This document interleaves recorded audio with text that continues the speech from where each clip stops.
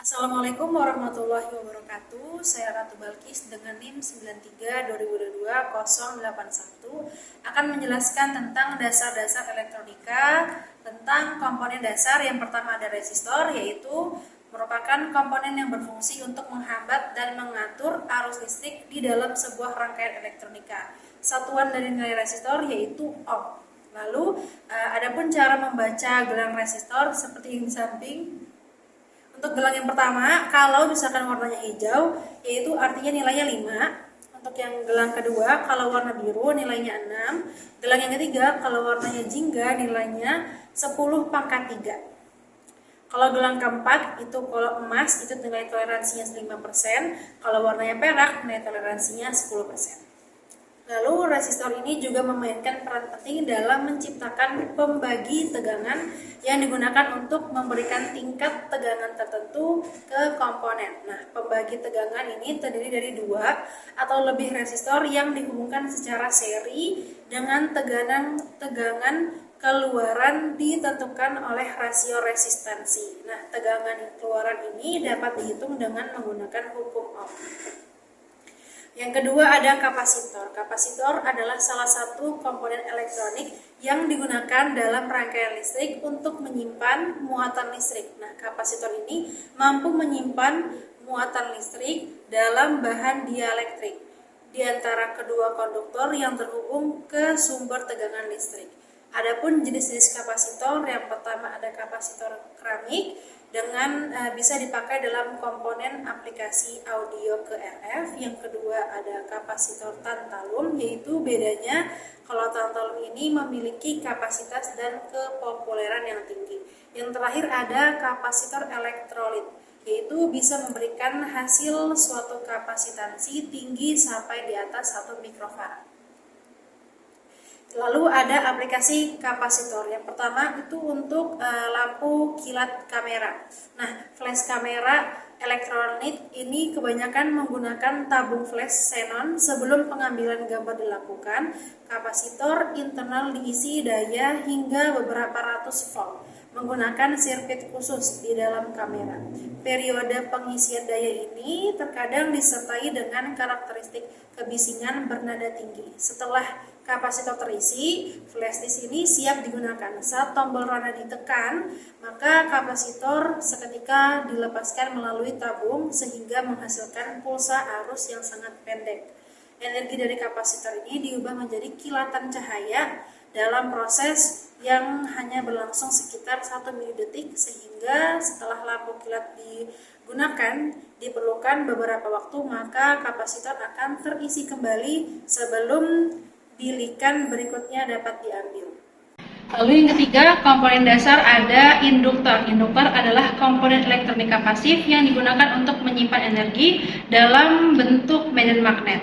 Adapun beberapa medan magnet sifat magnetisnya yaitu yang pertama ada induktasi. Induktasi adalah sifat utama dari induktor. Induktasi ini untuk menyimpan energi dalam bentuk medan magnet. Satuannya adalah Henry atau disingkat itu H. Lalu yang kedua ada koersivitas. Koersivitas ini adalah kecenderungan material untuk tetap menjadi magnet setelah medan magnet diberhentikan. Nah, semakin tinggi koersivitasnya, maka semakin tinggi material untuk kehilangan sifat magnetiknya. Yang ketiga ada relutanse, adalah ukuran dari seberapa sulit medan magnet dapat melewati suatu material. Semakin tinggi nilai relutansenya, maka semakin tinggi medan magnet untuk melewati material tersebut. Adapun beberapa pengaruh induktor terhadap arus dan tegangan sirkuit. Yang pertama ada induktasi. Induktasi ini mempengaruhi cara arus berubah dalam sirkuit. Ketika arus berubah, induktor akan menghasilkan tegangan induksi yang berlawanan dengan perubahan arus tersebut. Sesuai dengan hukum Faraday, ini dapat menghasilkan efek seperti melambatnya perubahan arus dalam sirkuit.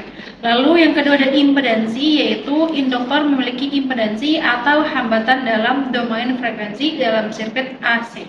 Selanjutnya ada respon frekuensi, yaitu induktor mempengaruhi respon frekuensi sirkuit pada frekuensi rendah. Impedansi induktornya relatif rendah sehingga induktor berperilaku seperti kabel konduktor biasa. Lalu ada penerapan induktor dan filter dalam sirkuit daya. yaitu yang pertama filter, yaitu induktor digunakan dalam filter untuk melewatkan atau menyaring sinyal tertentu dalam rangkaian elektronika. Yang kedua ada sirkuit daya, yaitu induktor juga digunakan dalam sirkuit daya untuk berbagai tujuan, termasuk mengatur arus, mengurangi noise, dan meningkatkan faktor daya. Sebagai contohnya dalam sirkuit switching, yaitu induktor digunakan dalam konverter DC ke DC untuk menyimpan energi dan meratakan tegangan keluaran. Ini ada hukum Ohm. Hukum Ohm adalah prinsip dasar dalam elektronika yang menggambarkan hubungan antara tegangan V, arus I, dan resistansi R dalam suatu rangkaian listrik. Hukum Ohm ini dinyatakan dalam rumus sistematis. V sama dengan I kali R, di mana V adalah tegangan dalam satuannya volt, I adalah arus dalam satuannya ampere atau A, dan R adalah resistansi satuannya R. Hukum Ohm menyatakan bahwa arus yang mengalir melalui suatu konduktor, misalnya kawat logam, sebanding dengan tegangan yang diterapkan ke konduktor tersebut. Ada rangkaian seri. Nah, pada rangkaian seri, resistor ini dihubungkan dalam satu jalur arus, sehingga arus yang mengalir melalui setiap resistor itu sama. Dengan hukum Ohm, kita dapat menghitung tegangan pada setiap resistor dengan rumus V sama dengan I kali R, di mana I adalah arus dan R adalah resistansi resistor yang bersangkutan. Selanjutnya ada rangkaian paralel. Nah, pada rangkaian paralel ini, resistor-resistor dihubungkan sejajar sehingga tegangan pada setiap resistor ini sama. Dengan hukum Ohm, kita dapat menghitung arus yang mengalir melalui setiap resistor dengan rumus I sama dengan R dibagi V, di mana V ini adalah tegangan total dalam rangkaian dan R adalah resistansi resistor yang bersangkutan. Rangkaian campuran. Nah, pada rangkaian yang lebih kompleks yang menggabungkan seri dan paralel, hukum Ohm dapat digunakan untuk menghitung berbagai parameter seperti tegangan, arus, dan resistansi pada bagian-bagian tertentu dari rangkaian. Contoh penyelesaian masalah sirkuit menggunakan hukum Ohm. Yang pertama, ada sebuah baterai dengan tegangan 3 volt dihubungkan dengan sebuah hambatan, sedangkan kuat arus listrik yang mengalir adalah setengah ampere. Berapa nilai hambatan tersebut? Jawabannya diketahui tegangannya 3 volt, arusnya setengah ampere. Ditanya berapa resistansinya, cara menjawabnya resistansi sama dengan V dibagi I. R sama dengan 3 dibagi setengah ampere, sama dengan 6 volt.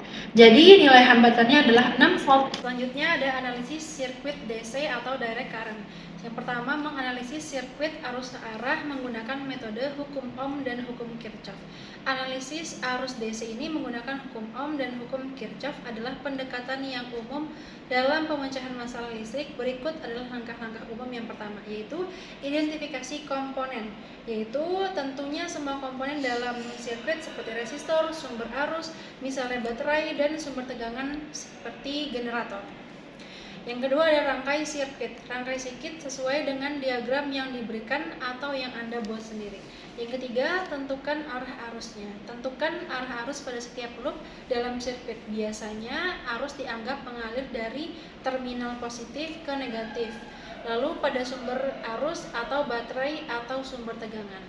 Yang kedua, penerapan analisis nodal dan loop pada sirkuit sederhana. Analisis nodal itu yang pertama ada identifikasi simpul. Tentukan simpul-simpul dalam sirkuit. Yang kedua, tentukan simpul referensi, yaitu pilih simpul sebagai simpul referensi. Yang ketiga, terapkan hukum Kirchhoff kedua. Tulis hukum Kirchhoff kedua untuk setiap simpul yang bukan simpul referensi. Yang terakhir ada selesaikan persamaan. Selesaikan sistem persamaan yang dihasilkan untuk menemukan nilai arus di setiap resistor. Selanjutnya ada perhitungan daya dan energi dalam sirkuit DC. Untuk analisis loop, yang pertama ada identifikasi loop, yaitu tentukan loop-loop tertutup dalam sirkuit. Yang kedua, tentukan arah loop, yaitu tentukan arah loop. Ini adalah langkah penting karena menentukan tanda tegangan pada setiap elemen sirkuit dalam loop. Selanjutnya ada terapkan hukum Kirchhoff pertama. Tulis hukum Kirchhoff pertama untuk setiap loop. Lalu yang terakhir ada selesaikan persamaan. Selesaikan sistem persamaan yang dihasilkan untuk menentukan nilai tegangan di setiap elemen dan loop.